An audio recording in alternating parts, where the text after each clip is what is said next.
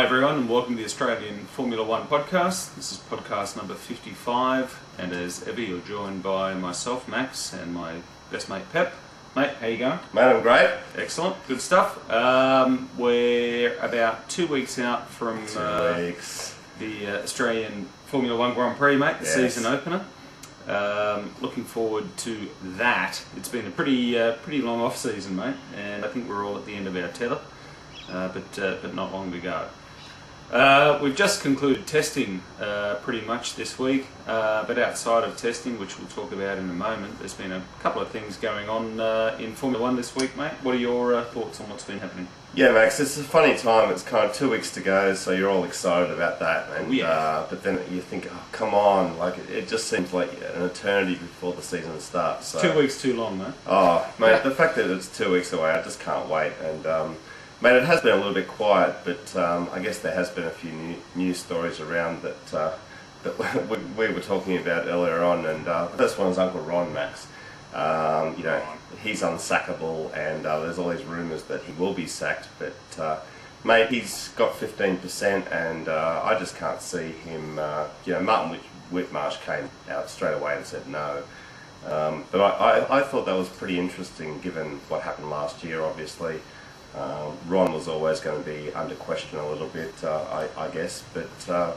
Yeah, I don't think he's going anywhere. Max, what do you reckon? Well, where there's smoke, there's fire, Pep. But no, mate, he's not going anywhere.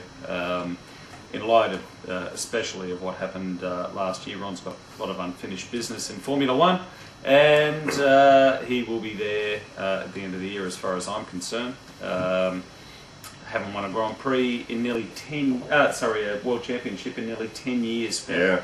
And Ron, I think, wants to stick it to Ferrari based on what happened last year. So no, his time's not gone. But as you quite rightly said, mate, he can't be pushed with the holding he has in the company and the like. He can't be pushed.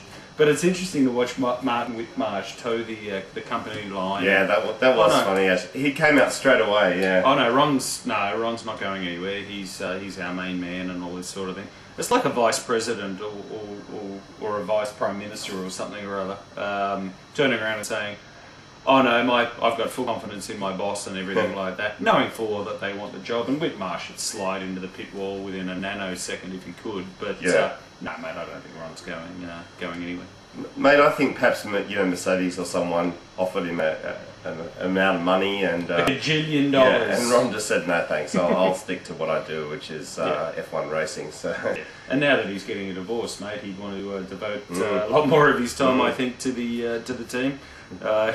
He's got a bit more time on his hands, I guess. But despite that, I don't think Ron's going, and I don't think you'd think that. No, I don't. I don't at all, mate. I think Ron will be with us for quite some time.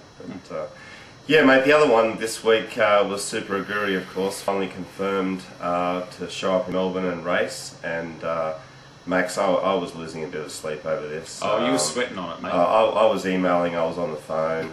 He was crying to me. I had 4 phone calls where Pep was crying. What about Ant? What about Ant?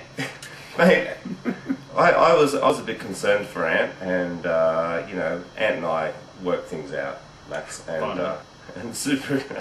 They're on the grid. Super Aguri there, mate, and that's great. I think that's awesome. So it is awesome, but the thing that concerns me about Super Aguri, mate, apart from the obvious, is the fact that they're going to be running last year's Honda chassis.